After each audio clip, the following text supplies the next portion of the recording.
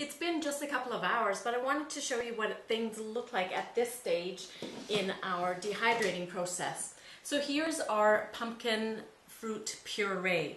And you can see that this side is much drier than this side. In fact, I can already start to peel back a little bit of this and see that we're going to get a lovely fruit leather. But it's still sticking a little bit, so I know it's nowhere near dry. And this area, I can just see from here that it's still very damp. And if I were to put my hands on there, I'd get an imprint. But over here, you know, it's feeling a little tacky, but it's getting pretty dry.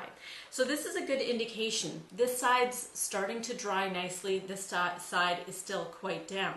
So here's a good chance for me to rotate my trays and also to move the upper tray, and this one is still quite damp, and move it down a layer to rotate and put that in.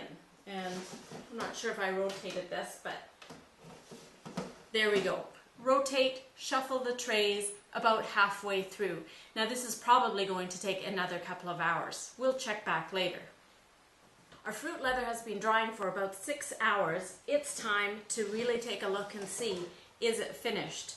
So I take out my tray and I take a look at the surface of the leather and I see, are there any wet spots? I take my hand and gently feel for wet spots. Now I do notice that there's a little bit of tackiness, but that could be just the honey that we added to our puree before we spread it out.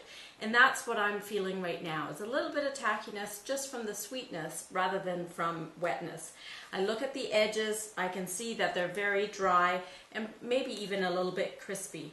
And then as I roll back the sheet, I take a look.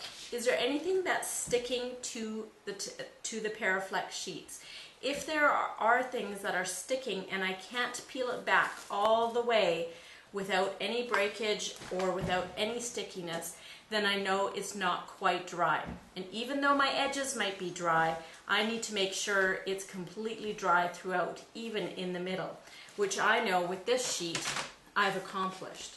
So there you have a beautiful sheet of fruit leather. At this point, we want to cut our fruit leather. And so I roll it up.